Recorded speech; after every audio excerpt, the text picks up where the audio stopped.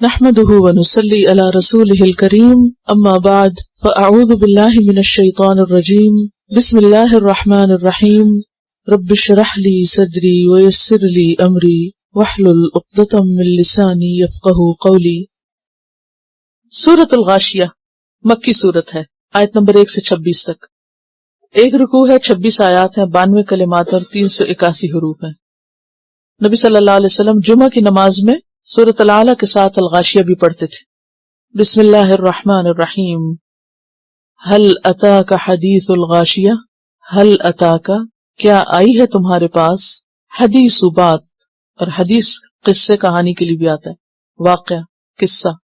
الغاشیہ چھا جانے والی کا، غاشی سے غاشیہ اور غشی غشاوہ، ڈھانپ لینے والی، چھا جانے والی، یعنی وہ آفت جو ہر چیز پہ چھا جائے گی، ہوش گم کر دے گی، دل دماغ پہ چھا جائے گی۔ کس کی طرف اشارہ ہے؟ قیامت کی طرف۔ اور ویسے بھی اس دن کا عذاب جو ہے وہ لوگوں پہ چھا جائے گا، یوم یغشاہم العذاب، اور ایک جگہ آتا ہے وتغشا وجوہہم النار۔ وجوہ کچھ چہرے، یومئذ اس دن، خاشعہ دبے ہوئے ہوں گے، جھکے ہوئے ہوں گے، ذلیل ہو رہے ہوں گے۔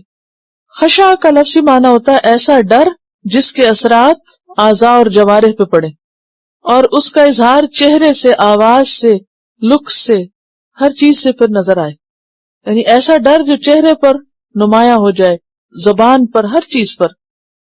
وجوہ یومئذ خاشعہ عاملۃ ناصبہ، عاملہ عمل کرنے والی، یعنی کچھ چہرے ہوں گے جو بے حد شرمندہ ہوں گے، جھکے ہوئے ہوں گے، خوف ان کے اوپر نمایاں ہوگا۔ وہ کون سے چہرے ہوں گے؟ عاملتن، کام کرنے والے۔ عربی زبان میں مزدور کو عامل کہتے ہیں۔ مزدور کا چہرہ کبھی دیکھا ہے کسی؟ کیسا ہوتا ہے؟ تھکاوٹ اس کے چہرے سے ظاہر ہوتی ہے، مارے پٹے ہوئے لوگ، کام کر کر کے تھکے ہوئے۔ ویسے تو جن نکالنے والے کو بھی کیا کہتے ہیں، اور جادوگر بھی۔ جی، تو عامل جو ہوتا ہے وہ خالی خالی کام کرنے والا نہیں، بہت محنت مشقت سے کام کرنے والا، کیونکہ عامل بننے کے لیے بھی محنت چاہیے ہوتی ہے، جن نکالنے کے لیے۔ عاملۃ ناصبہ، تو عاملہ یعنی بہت کام کر کے آئے ہوں گے۔ اس میں اشارہ ہے ان سارے لوگوں کی طرف جو دنیا میں کام کر کر کے دنیا کے تھک جاتے ہیں، اور وہ تھکاوٹ چہروں پہ نظر آتی ہے۔ جب انسان مسلسل کام کرتا ہے تو چہرے گواہی دیتے ہیں کہ یہ کام کرنے والے بندے کا چہرہ، کیونکہ جو لوگ کام نہیں کرتے نا، عیش عشرت آرام سے رہتے ہیں، تو ان کے چہروں پر ایک خوشحالی کی رونق آپ دیکھیں گے۔ لیکن جو کام کرتے ہیں وہ کام کرنے والے چہرے آنکھوں سے بھی اور شکل سے، اور پوری ایک ہوائیاں اڑی ہوئی اور ایک تھکاوٹ کی کیفیت ہوتی ہے چہرے کے اوپر۔ تو عاملۃن ناصبۃن، تھکے جانے والے، تھک چکے ہوں گے کام کر کر کے، لیکن ان کاموں کا آخرت میں کوئی فائدہ نہ ہوگا۔ دین کے نام پہ ایسے کام کرنا جو دین کا حصہ نہیں، وہ بھی عاملۃن ناصبہ میں آ جاتا ہے۔ انسان اپنا مال، اپنا وقت، اپنا سب کچھ لگاتا ہے اور اس کا آؤٹ کم کچھ بھی نہیں۔ اس کے باوجود کہ اتنا کام کر کے آئے ہوں گے، پھر بھی ڈر کے مارے دبے ہوئے ہوں گے، کیونکہ وہ کام اللہ کو پسند ہی نہیں آیا۔ لیکن دنیا میں لوگ دنیا کے لیے کیسی کیسی ایفرٹس کرتے ہیں۔ بعض لوگوں کی نظر چلی جاتی ہے، بعض لوگوں کی سنوائی چلی جاتی ہے کام کر کر کے۔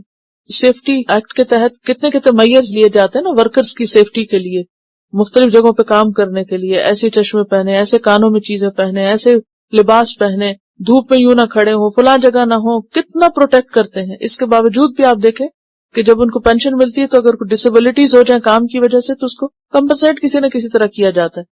لیکن قیامت کے دن ایسے لوگوں کو کچھ بھی بونس نہیں ملے گا جو صرف دنیا کے لیے کام کرتے رہے اور آخرت کو سامنے نہیں رکھا۔ عاملۃ ناصبہ، اور ابن عباس کہتے ہیں اس سے مراد نصارہ ہے کہ جو کام کر کر کے تھک جائیں گے لیکن وہاں ان کے کاموں کا کوئی بدلہ نہیں ملے گا ان کو۔ تو بات یہ کہ غلط کرنے والوں کو بھی تو محنت کرنی پڑتی ہے نا، لیکن غلط کرنے والے قیامت کے دن کام کر کے بھی مصیبت میں مبتلا ہوں گے۔ یہ انتہا درجے کی بدبختی ہے نا، ایک تو کوئی کچھ کرے ہی نہ، اور ایک یہ کہ کر کے پھر مصیبت اٹھائے۔ تصلی نارا حامیہ، تصلی داخل ہوں گے یعنی جلیں گے، نارن آگ میں، حامیہ تپی ہوئی۔ حما بخار کو کہتے ہیں نا، اسی سے حامی ہے حمایت کرنے والا، اور محامی وکیل کو کہتے ہیں۔ حمایت اور بخار اور ان سب کے لیے اس کے روٹ سے نکلتا ہے۔ بھڑکتی ہوئی آگ میں جلیں گے، اور وہ آتا نا کلا انہا لظا نزاعۃ للشوا تدعو من ادبر وتولی، اور تلفح وجوہہم النار، آگ ان کے چہروں کو چاٹ جائے گی، کیونکہ چہرے کی سکن سب سے سینسٹیو ہوتی ہے نا، تو چہروں کا خاص طور پر ذکر ہے کہ وہ آگ میں بھڑکیں گے. ویسے تو سب کے سب ہی ہوں گے لیکن چہرہ سب سے زیادہ متاثر ہوگا. تسقى من عین آنیہ، پلائے جائیں گے کھولتے ہوئے پانی کے چشمے سے. عین کہتے ہیں چشمے کو، اور آنیہ انا سے ہے، الف نون یہ، کھولتا پانی، ابلتا چشمہ. دنیا میں بھی بعض چشمے ایسے ہوتے ہیں کہ جن میں انتہائی گرم پانی ہوتا ہے. ناردرن ایریا میں مجھے خود ایک ایسی جگہ پہ جانے کا اتفاق ہوا جہاں تتا پانی ایک علاقہ تھا، تو وہاں پر جو چشمے تھے اس پہ لوگ نہانے کے لیے جاتے. تو ہم نے جا کر ان کو دیکھا کہ جو پانی نکلا تو اس میں ہاتھ نہیں ڈال سکتے آپ، یعنی ڈال کے آپ رکھ نہیں سکتے. اور اسی طرح آزاد کشمیر میں بھی ایک جگہ ہے جہاں چشمے کا پانی اتنا ابلتا ہے کہ لوگ انڈے ابال لیتے ہیں اس سے، چاول پکا لیتے ہیں اس سے. جی ہاں، یعنی اتنا زیادہ وہ ابلتا پانی. تو یہ اللہ نے دنیا میں بھی نشانیاں رکھی ہیں. بہرحال تسقى من عین آنیہ لیس لہم طعام، نہ ہوگا ان کے لیے کھانا، الا مگر من دریع، کانٹوں میں سے. دریع کہتے ہیں بدبودار گھاس کو جس کو سمندر کنارے پہ ڈال دیتا ہے، یا کانٹوں والی گھاس جو زمین سے چپکی رہتی ہے اور جانور اس کے پاس نہیں جاتے. تو دوزخ میں بھی کانٹے ایسے ہوں گے اور ایسے کھانا کانٹوں والا ہوگا کہ جس میں مردار سے زیادہ بدبو اور کانٹے اور کڑوا ہوگا. زقوم کا بھی ذکر آتا ہے نا، وہ آتا ہے سورۃ الحاقہ میں آتا ہے فلیس لہ اليوم ہاہنا حمیم ولا طعام الا من غسلین لیس لہم طعام الا من دریع لا یسمن، نہ وہ موٹا کرے گا، ولا یغنی اور نہ فائدہ دے گا، من جوع بھوک سے، نہ بھوک مٹائے اور نہ موٹا کرے. یعنی کھائیں گے بھی وہ بھوک کے مارے، کھانا تو پڑے گا لیکن کھا کے وہ ان کو طاقت نہیں دے گا اور نہ ہی وہ ان کی بھوک مٹائے گا، یعنی بھوکے بھی رہیں گے کیونکہ خراب قسم کا کھانا انسان زیادہ نہیں کھا سکتا. وجوہ یومئذ ناعمہ، کچھ چہرے اس دن تر و تازہ ہوں گے، خوش باش، حشاش بشاش. لسعیہا راضیہ، اپنی کوششوں پہ راضی، خوش، یعنی جنت میں پہنچ کر اپنی نعمتوں کو دیکھ کر خوش ہو جائیں گے. جیسے دوسری جگہ آتا ہے نا وجوہ یومئذ ناظرہ الی ربہا ناظرہ وجوہ یومئذ مسفرہ ضاحکۃ مستبشرہ. اور یہاں بھی آپ دیکھیے کام کی بات ہے نا، وہ بھی کام کرنے والے یہ بھی کام کرنے والے ہیں. یہاں ہے لسعیہا راضیہ، ان کے کام قبول ہو جائیں گے تو یہ بھی خوش ہو جائیں گے. فی جنت عالیہ، بلند جنتوں میں، بلند باغ میں. باغ ویسے بھی خوبصورت ہوتا ہے لیکن وہ باغ جو بلندی پہ ہوتا ہے اس کی خوبصورتی کچھ اور ہی ہوتی. لا تسمع فیہا لاغیہ، وہاں کوئی لغو بات نہیں سنیں گے. اب دیکھیے کہ یہ ہر دفعہ جنت کے اچھے ذکر میں آتا ہے کہ وہاں لغو باتیں نہیں ہوں گی. لغو ہوتا ہے بیہودہ کلام، فضول باتیں، پرندوں کا اپنی اپنی بولیاں بولنا. اسی سے لفظ لغت ہے، ڈکشنری، اس کا روٹ بھی یہی ہے کیونکہ اس میں بھی طرح طرح کی بولیاں ہوتی ہیں نا. یعنی ڈکشنری جو ہوتی ہے اس میں ہر طرح کے الفاظ ہوتے ہیں اور ایک ایک لفظ کے کئی معنی. روٹ وہی ہے لیکن اس کا یہ مطلب نہیں کہ بیکار باتیں ہوتی ہیں ڈکشنری میں. مراد یہ ہے کہ مختلف بولیاں، مختلف الفاظ، مختلف چیزوں کا مجموعہ. لا تسمعوا فیہا لاغیہ، سورۃ الواقعہ میں آتا ہے لا یسمعون فیہا لغوا ولا تأثیما الا قیلا سلاما سلاما، صرف سلامتی کی باتیں ہوں گی. کیونکہ آپ دیکھیں انسان کے پاس اگر ہر نعمت ہو نا اور فضول قسم کی باتیں آپ کو روز سننے کو ملے تو کیا ہوتا ہے، ہر چیز کا مزہ خراب ہو جاتا ہے. اور خاص طور پر اگر بے معنی باتیں ہوں جس کا کوئی فائدہ نہ ہو. فیہا عین جاریہ، اس میں جاری چشمے ہوں گے، چشمہ رواں ہوگا.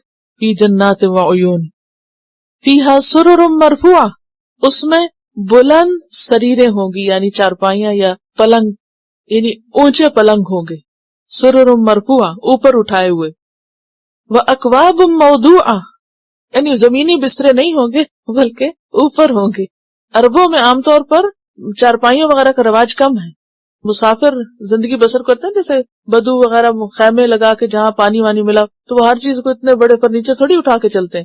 تو عام طور پر سونے کے لیے کیا کرتے ہیں، نیچے ہی جگہ بنا لیتے ہیں اور بیٹھتے بھی نیچے ہیں، سوتے بھی نیچے ہیں. تو وہ فرشی بسترے اور فرشی سب کچھ استعمال ہوتا ہے. عموماً بعض اوقات اچھے بھلے ڈیکوریٹڈ گھر ہوتے ہیں لیکن اگر آپ جائیں تو لکڑی کا فرنیچر نام کی چیز نہیں ہوگی، سب نیچے نیچے ہی ہوگی ہر چیز.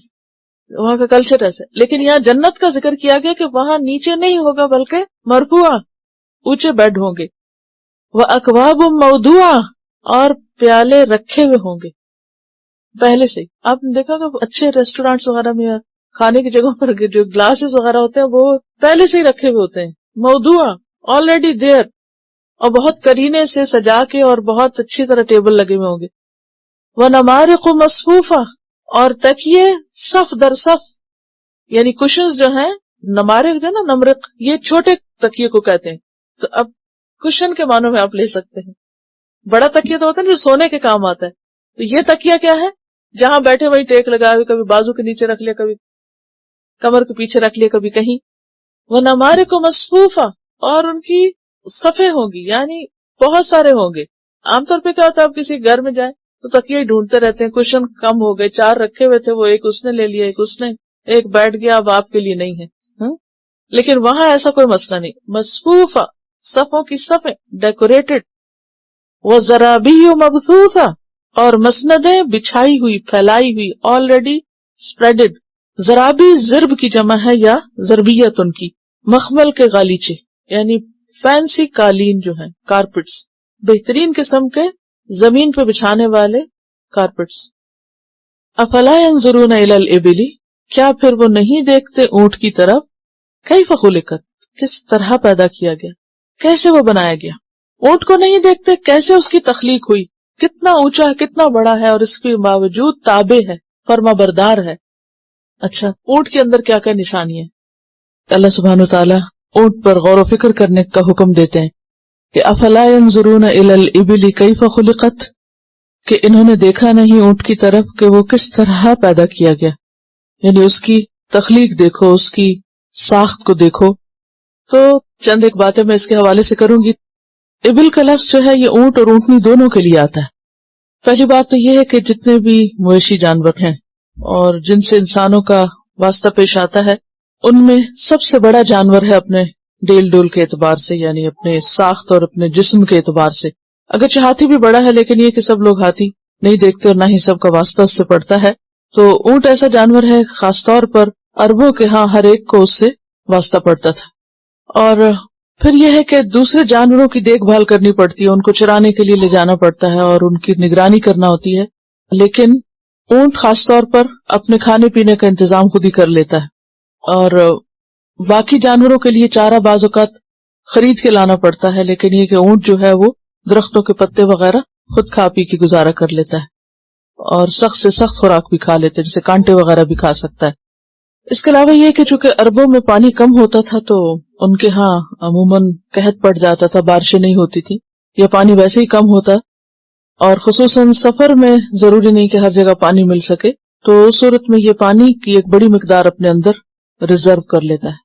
تو یہ ایک بہت بڑی ٹنکی ہوتی ہے اس کے اندر, جس میں 7-8 روز تک اپنا پانی رکھ لیتا ہے, اور اسی کو اپنے لیے اپنی ضروریات کے لیے اندر ہی اندر استعمال کرتا رہتا ہے.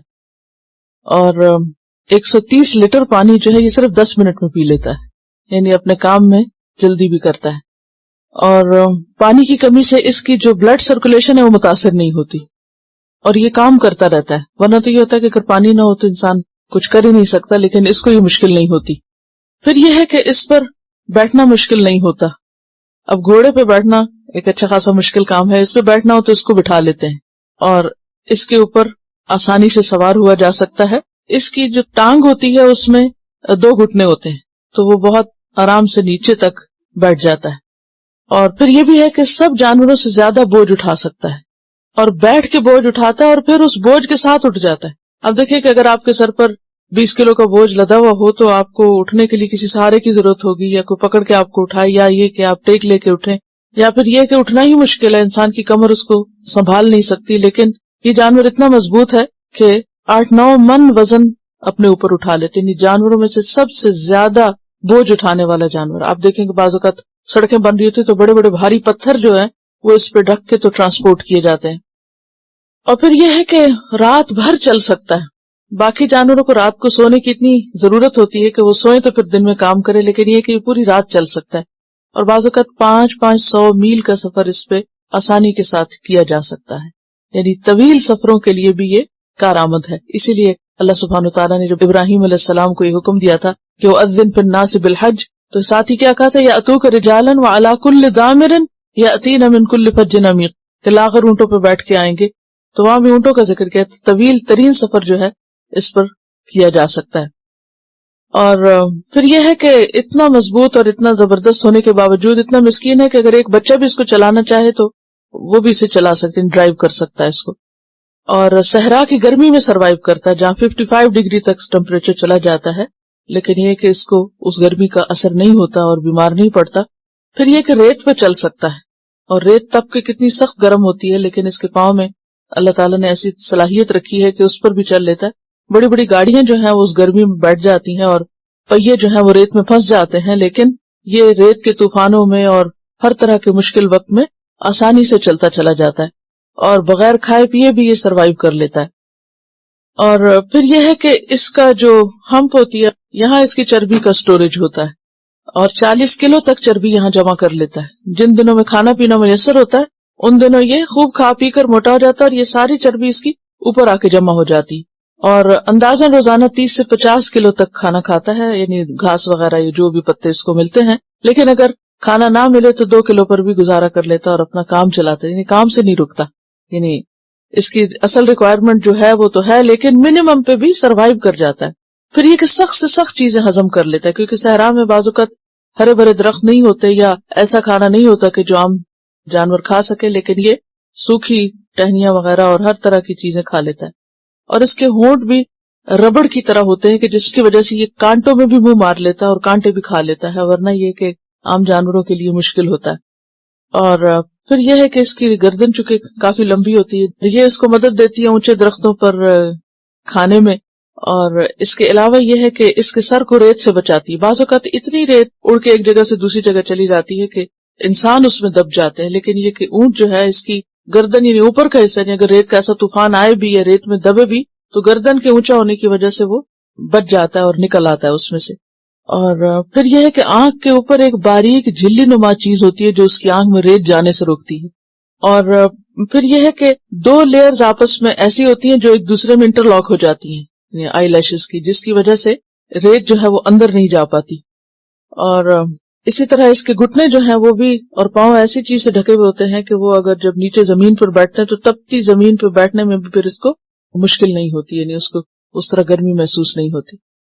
اس کے علاوہ بھی بہت ساری چیزیں ہیں، لیکن یہ ہے کہ حقیقت یہ ہے کہ یہ قدرت کی نشانیوں میں سے بہت بڑی نشانی ہے. اور خاص طور پر چونکہ قرآن عربی میں اترا، عربوں کے اوپر براہ راست مخاطب وہ تھے تو ان کو اس نشانی سے سمجھایا گیا کہ جو ان کے آس پاس ہے، ہر وقت وہ اس کو دیکھتے ہیں اور اس سے مانوس بھی ہیں.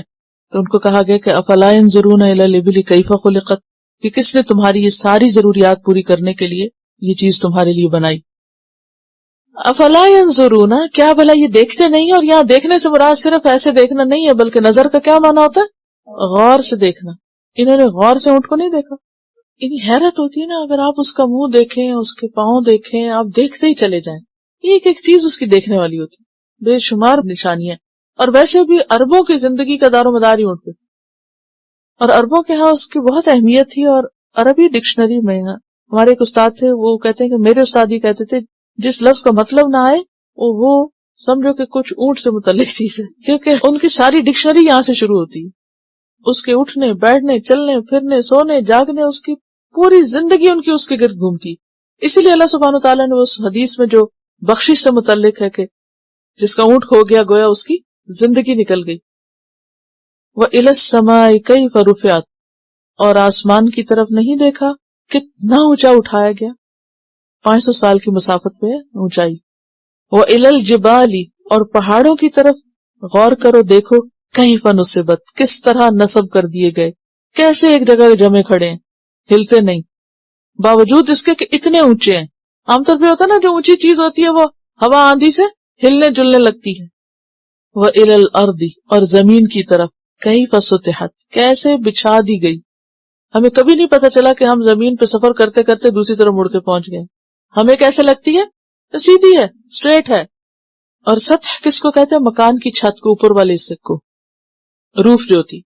تو اللہ تعالیٰ گرد و پیش کی کائنات میں بکھری ہوئی نشانیوں پہ غور و فکر کی دعوت دے رہے ہیں، اور ان پہ غور و فکر کرنا بھی عبادت ہے.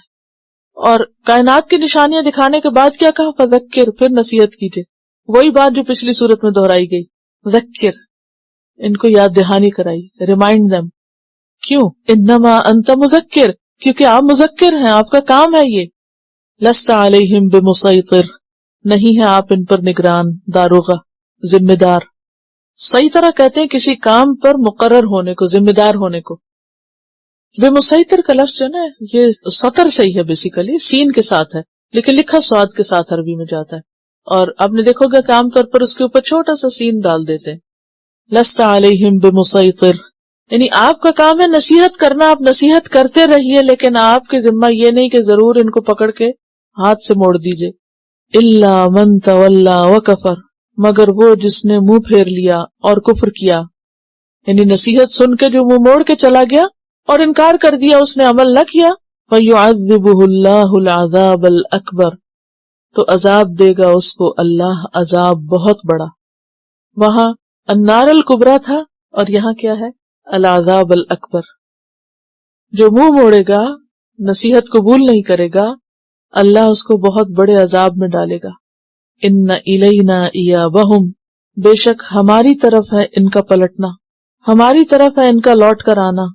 ثم ان علینا حسابہم، پھر بے شک ہمارے ذمہ ہے ان کا حساب، یعنی یہ واپس بھی ہمارے پاس آئیں گے اور ان کا حساب بھی ہم لیں گے. آپ کا کام کیا ہے؟ آپ نصیحت کریں، سمجھا دیں، بتا دیں، باقی ان پہ چھوڑ دیں. جب یہ پلٹیں گے تو ان کو چل پتا جائے گا کہ حساب کیا ہوتا ہے. سورۃ مائدہ میں آتا ہے الی اللہ مرجعکم جمیعا فینبئکم بما کنتم فیہ تختلفون. سورۃ البقرہ میں آتا ہے وَإِن تُبْدُوا مَا فِي أَنفُسِكُمْ أَوْ تُخْفُوهُ يُحَاسِبْكُمْ بِهِ اللَّهُ. تو بات یہ ہے کہ نبی صلی اللہ علیہ وسلم کی ذمہ داریاں ایک طرف بتائی گئی ہیں اور دوسری طرف ہر انسان خود ذمہ دار ہے، اپنا کیا اس کے سامنے آئے گا. اللہ نے ہر اعتبار سے دلائل کے ساتھ انسان کو سمجھا دیا. اب انسان کا فرض بنتا ہے کہ وہ سبق سیکھے. اللہم حاسبنا حسابا یسیرا.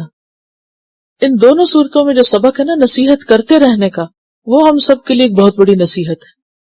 کیونکہ اگر انسان اس قرآن کو چھوڑ دے، کیونکہ قرآن ہی نصیحت کرتا ہے نا، تو اگر انسان اس قرآن کو چھوڑ دے تو کون نصیحت کرے گا؟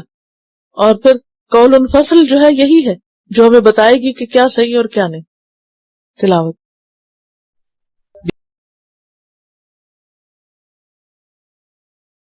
اوکے. سبحانک اللہم و بحمدک نشہد ان لا الہ الا انت نستغفرک و نتوب الیک. السلام علیکم و رحمۃ اللہ وبرکاتہ. Quran vocabulary 100%. The best application to understand Quran. Study with flashcards. Word list. Learn 25% of Quran vocabulary in 7 days. Multiple MCQs to practice and test vocabulary. Single choice. Multiple choice. True, false. Bookmark difficult words. Study wrongly answer words. Test your skills. 12 essential grammar lessons to learn Quranic grammar. You can select number of word to study from bookmarks. Select number of times wrongly answered words for study. Test your skills with multiple choice flashcard, true, false, matching words and single choice MCQs. Grammar lessons are available in PDF format. Native Quranic and Urdu fonts. Available at Google Play and Apple App Stores. Download it today to contribute in the Islamic Apps Development Project. Quran vocabulary 100% in Urdu. Visit smartappsweb.com.